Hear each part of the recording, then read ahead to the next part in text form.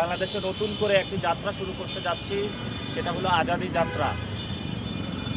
আপনাদের কাছে আমাদের ব্যাখ্যা দেওয়ার আপনাদের দাবি রাখে যে কেন আমরা আজাদি যাত্রা শুরু করলাম।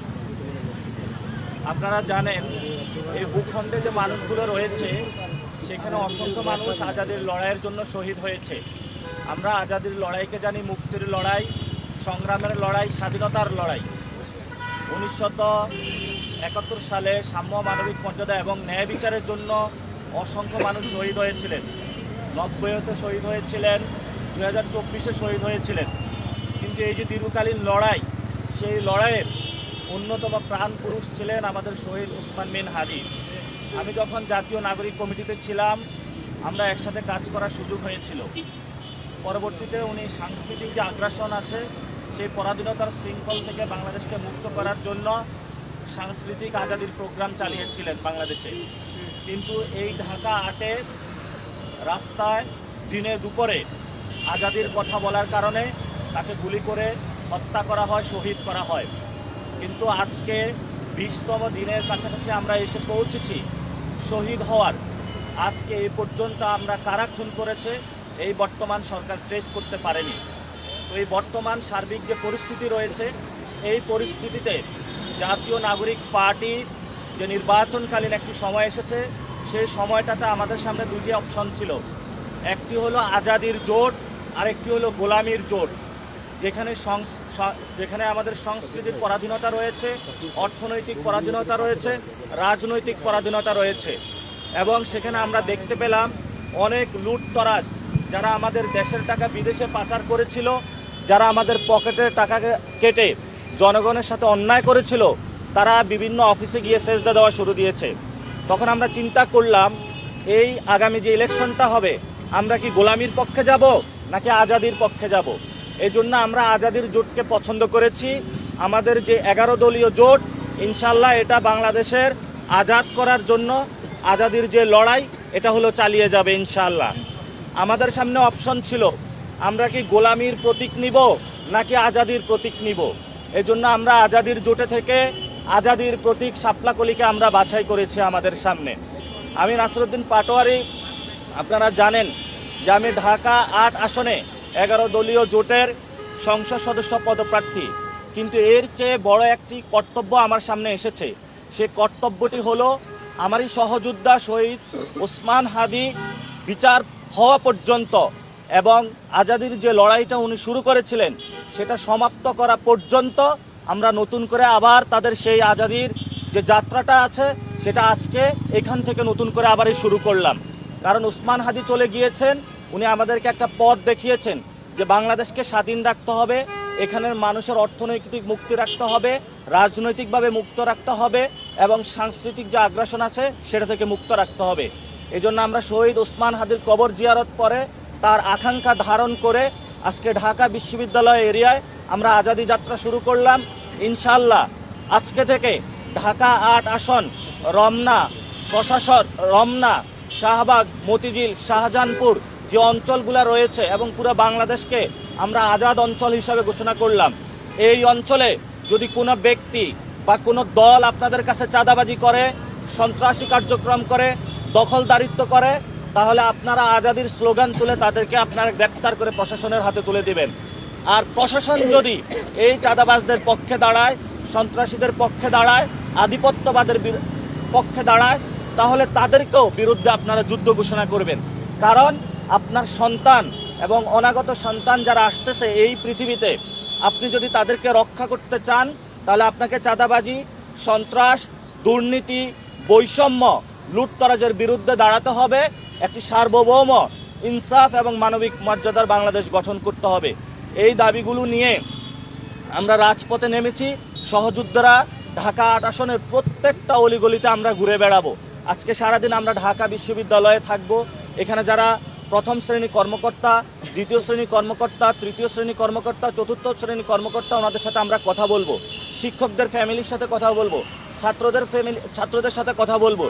এই জন্য কথা বলবো যে আমাদের শহীদ ওসমান হাদি যে আজাদির লড়াইটা শুরু করেছিলেন, সে আজাদির লড়াইটা আমরা ইনশাল্লাহ চালিয়ে নিয়ে যাব এবং এই আজাদির লড়াই আমরা সমাপ্ত করা পর্যন্ত আমরা আগেও শপথ করেছিলাম ঘরে ফিরে যাব না, ভবিষ্যতে আমরা এই আজাদের যাত্রাটা ইনশাল্লাহ বাংলাদেশকে একটি স্বাধীন মুক্ত এবং আমরা যে নিরাপত্তার জন্য 24-এর আমাদের ভাইরা শহীদ হয়েছিল বাংলাদেশকে স্বাধীন করার জন্য, তাদের সেই আকাঙ্ক্ষাকে ধারণ করে আমরা এগিয়ে যাব।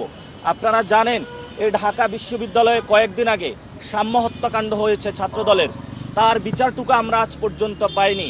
শুধু তাই নয়, আমরা যে ভাস্কর্যের সামনে দাঁড়িয়ে আজকে এখানে প্রোগ্রাম করছি, এটি একটি সন্ত্রাস বিরোধী রাজু ভাস্কর্য। এই সন্ত্রাস বিরোধী রাজু ভাস্কর্য সন্ত্রাসের বিরুদ্ধে প্রতীক হয়ে দাঁড়িয়ে রয়েছে। এখানে রাজুর এখানে প্রতীক রয়েছে, যাকে সন্ত্রাসীদের নির্মম গুলিতে হত্যা করা হয়েছে। সাম্য হত্যাকাণ্ডের বিচার পায়নি, হাদি হত্যাকাণ্ডের বিচার পায়নি। সকল হত্যাকাণ্ডের বিচারের দাবিতে আমরা মাঠে নামতেছি। দ্বিতীয়ত বিষয় হলো, আপনারা জানেন ভারতীয় আধিপত্যের বিরুদ্ধে রাজু ভাস্কর্যেই আমি 54 দিন অবস্থান করেছিলাম। আমাদের মুসলিম ভাইদেরকে ভারত থেকে এই দেশে পাঠিয়ে দেওয়ার তারা ব্যবস্থা করেছিল, আমরা সেগুলোর বিরুদ্ধে দাঁড়িয়েছিলাম। আমি সেদিন ঘোষণা দিয়েছিলাম, আমি একা হলেও বাংলাদেশে দাঁড়িয়ে থাকব, কিন্তু বাংলাদেশের সার্বভৌমত্ব প্রশ্নে আমরা কখনো আপোষ করব না। শুধু তাই নয়, আমরা বিভিন্ন জায়গায় খোঁজ পাচ্ছি প্রশাসন একটি দলের দিকে হেলে পড়েছে, অর্থাৎ সেই দলটি হলো বিএনপি। সবাই বিভিন্ন জায়গায় যখন আমাদের তারেক রহমান বাংলাদেশে এসেছেন, আমরা তাকে স্বাগত জানিয়েছি, কিন্তু বিভিন্ন কর্মকর্তা কর্মচারী প্রশাসনের তারা রোডের পাশে গিয়ে তারেক জিয়াকে অফিস বাদ দিয়ে হলো সালাম বিনিময় করেছিলেন। এই কর্মকাণ্ডগুলো আমরা শেখ হাসিনার আমলে দেখেছি, কিন্তু আমরা এই বর্তমান বাংলাদেশের কর্মকাণ্ডগুলো দেখতে চাই না। এজন্য আমরা বলবো যে আজাদির প্রতীক শাপলা প্রতীকে থাকুন, যেগুলো গোলামির প্রতীক বাংলাদেশের মানুষকে, ঢাকা 8 আসনের যারা ভোটার তাদেরকে বলবো, কোনো গোলামির প্রতীকের সাথে যাবেন না, কোনো মাফিয়াতন্ত্রের সাথে যাবেন না, সন্ত্রাস চাঁদাবাজের সাথে যাবেন না। ইনশাআল্লাহ ঢাকা বিশ্ববিদ্যালয় থেকে আমরা আন্দোলন শুরু করেছিলাম, আবার এই গণতান্ত্রিক যে সংগ্রামের লড়াই, এটা ঢাকা বিশ্ববিদ্যালয় থেকে আবার আমরা শুরু করেছি। প্রত্যেকটা অলিগলিতে আজাদির স্লোগান নিয়ে আমরা যাব এবং আমাদের যে শপথ করেছি সেই শপথে বলিয়ান হয়ে আগামীর পার্লামেন্টে ইনশাল্লাহ আমরা যাব আজাদির পক্ষে হয়ে। এই দোয়া এবং কামনা রেখেই ইনশাল্লাহ সকল ঢাকা 8 আসনের ভোটারদের কাছে আমি আহ্বান রাখবো যে আপনারা শাপলাকলিকে বিজয় করবেন, আজাদির পক্ষে থাকবেন, গোলামির পক্ষে থাকবে না, নতুন বাংলাদেশ পুনর্গঠনে সবাই ঐক্যবদ্ধভাবে কাজ করবেন। আজকে ঢাকা বিশ্ববিদ্যালয়ের এখানে ছাত্রশক্তির যারা উপস্থিত হয়েছেন, আমাদের দক্ষিণাঞ্চলের মুখ্য সংগঠন হাসনাত আবদুল্লাহ উপস্থিত হয়েছেন এবং এনসিপির বিভিন্ন ইউনিটের নেতৃবৃন্দ উপস্থিত হয়েছেন, সকলকে ধন্যবাদ জানাচ্ছি। সাংবাদিক ভাইরা যারা উপস্থিত হয়েছেন সবাইকে আপনাদেরকে ধন্যবাদ জানাচ্ছি। আজকে আমরা শিববাড়ি এলাকা, দক্ষিণ নীলক্ষেত আবাসিক এলাকা, কর্মকর্তা ভবন এবং বিভিন্ন হলপাড়ায় প্রত্যেকটা অলিগলিতে ঘুরে বেড়াবো, মানুষের সাথে মিশবো, মানুষের সাথে মোয়ামেলাত, আমাদের আলাপ আলোচনা হবে, তাদের যেই নতুন বাংলাদেশের স্বপ্নগুলো আমরা শুনবো সেগুলো আমরা মানুষের কাছে উপস্থাপন করার প্রচেষ্টা চালাবো। এবং আমরা যে প্রোগ্রাম সাজিয়েছি, আপনাদের মধ্যে একটা ছিল যে আমরা ঢাকা 8 আসনে ইনশাল্লাহ আমরা হাদিবাইয়ের পথ ধরেই, হাদিবাই যেভাবে হলো নির্বাচনী ক্যাম্পেইন করেছিলেন, আমরা হাদিবাইয়ের পথে থেকে ওই ধরনের নির্বাচনী ক্যাম্পেইনে থাকবো। এবং আমরা এই নির্বাচনী ক্যাম্পেইন যেটা রয়েছে আজাদির যাত্রা আমাদের প্রত্যেক দিন ফজরের নামাজ থেকে এশার নামাজ পর্যন্ত চলবে। ফজরের সময় আমরা মসজিদে যারা মুসল্লি তাদের সাথে কথা বলবো, তারপরে নাস্তা করব। সকাল 10টায় আমরা বিভিন্ন সমাজে যারা মার্কেটে রয়েছে, দ্রব্যমূল্যের বৃদ্ধি রয়েছে, তাদের সাথে কথা বলবো দেশের সমস্যা সমাধানে। দুপুরে নামাজের পরে আমাদের যারা ইয়াং জেনারেশন যুব সমাজ মাঠে আসবে তাদের সাথে কথা বলবো। এরপরে যারা আমাদের মা বোনেরা সন্ধ্যার দিকে বাচ্চাদের নিয়ে পার্কে আসেন, আমরা তাদের সাথে কথা বলো। সন্ধ্যায় সারাদিন বঞ্চনার শিকার যারা চাকরিজীবীরা রয়েছেন, তারা যখন অফিস শেষ করে আসবেন, আমরা তাদের দুঃখ এবং কষ্টের কথাগুলো শুনবো, সেগুলো সমস্যা সমাধানের চেষ্টা করব। ইনশাল্লাহ আমরা এই পার্লামেন্টের 12 তারিখ পর্যন্ত আমাদের এইভাবে ক্যাম্পেইন চালিয়ে যাব। আপনারা দোয়া রাখবেন, ইনশাল্লাহ শাপলাকলির হয়ে ইনশাল্লাহ আমরা পার্লামেন্টে যাব এবং এই আজাদির যে পদযাত্রা এটা ইনশাল্লাহ চলমান থাকবে। ধন্যবাদ সকলকে, আসসালামু আলাইকুম। যদি কোনো স্পেসিফিক কোশ্চেন থাকে আপনারা বলতে পারেন। প্রশ্ন ছিল আপনাদের আজাদি পদযাত্রা নির্বাচনী আচরণবিধি লঙ্ঘনের অন্তর্ভুক্ত হবে কিনা? দেখুন, প্রথমত আমরা বলেছিলাম যে আমরা একটি সন্ত্রাস চাঁদাবাদী এবং আধিপত্যবাদ বিরুদ্ধে, আপনারা জানেন যে কয়েকদিন আগে ওসমান হাদিভাই হত্যাকাণ্ড হয়েছে আধিপত্যের কথা বলার জন্য, এবং সাথে সাথে উনি সন্ত্রাস চাঁদাবাজের বিরুদ্ধে কথা বলেছেন। ওনার এখনও বিচার হয় নাই, আমরা বিচার নিয়ে মাঠে থাকব। আমরা সকলের কাছে যখন যাব, যাতে একটি কীভাবে সুন্দর বাংলাদেশ পুনর্গঠন করা যায়, গোলামির পক্ষে মানুষ না যায়, আজাদির পক্ষে যায়, এই স্লোগানটা নিয়ে মাঠে থাকব। আর যখন 21 তারিখে নির্বাচনে যে আচরণবিধি উঠে যাবে, তখন আমরা যে ক্যাম্পেইন স্টাইলে শাপলাকলি নিয়ে মিছিল দিব, শাপলাকলি নিয়ে সবার কাছে যাব। তবে 21 তারিখের আগ পর্যন্ত আমরা আজাদি যাত্রা করব। আমাদের স্লোগান মিছিলে বা প্রচারণায় কোনো ধরনের শাপলাকলি থাকবেন না, ভোট চাওয়ার এই ধরনের কোনো ক্যাম্পেইন থাকবে না। আমরা শুধু আজাদির পদযাত্রাটা ইনশাল্লাহ চালিয়ে যাব।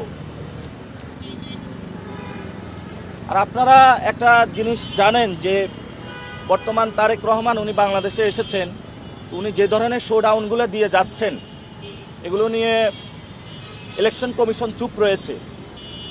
আমরা ধরেই নিচ্ছি আরেকটা ফেসিজমের দিকে আমরা যাচ্ছি।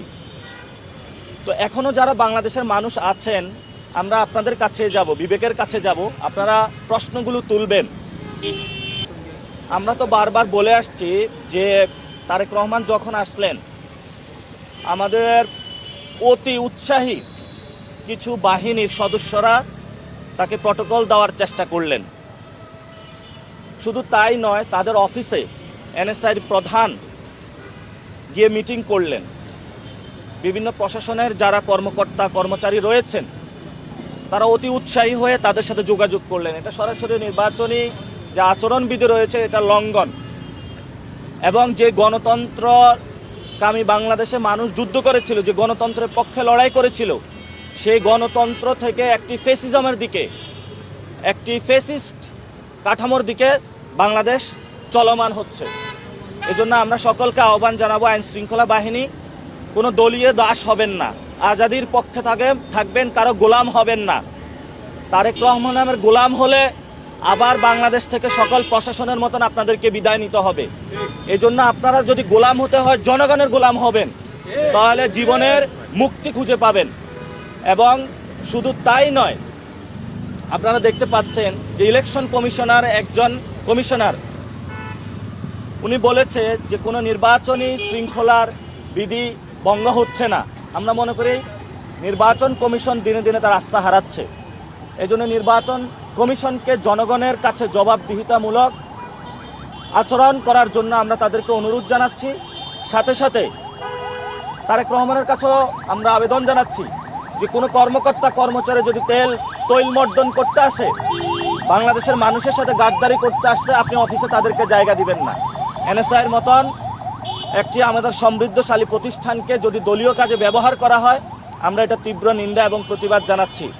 এবং সাথে সাথে ভেনেজুয়েলাতে নিকোলাস মাদুরো এবং তার ওয়াইফকে যেভাবে নগ্নভাবে বাসা থেকে উঠিয়ে নেওয়া হয়েছে, এটা বর্তমান যারা ডেমোক্রেসির সবক আমাদেরকে দিচ্ছে এবং যারা পুরো বিশ্বে শান্তির কথা বলে যাচ্ছে, এটার সাথে তাদের দ্বিচারিতা। এবং আমরা মনে করি বাংলাদেশের মানুষের পক্ষ থেকে নিকোলাস মাদুরোর মুক্তির দাবি জানিয়ে রাখলাম এবং তার ওয়াইফের মুক্তির দাবি জানিয়ে রাখলাম এবং এই গ্রেপ্তারের আমরা তীব্র নিন্দা জানিয়ে রাখলাম। ইনশাল্লাহ আমরা আমাদের যে আজাদির লড়াই এটা চলমান হয়েছে, যেহেতু আপনারাই দেখেছেন প্রশাসন একদিকে হেলে গিয়েছে, তারেক রহমানের কাছে গোলামি হচ্ছে। আমরা প্রশাসনকে বলবো বাংলাদেশের মানুষের কাছে আসুন, আজাদির গান খুঁজে পাবুন, আজাদির পক্ষে থাকুন, শহীদ ওসমান হাদির পক্ষে থাকুন। উনি যে আজাদির লড়াই চালিয়ে গিয়েছে, সেই আজাদির লড়াইটা আমরা চলমান রেখেছি। আমাদের সাথে সকলে ইনশাল্লাহ যোগ দিবেন।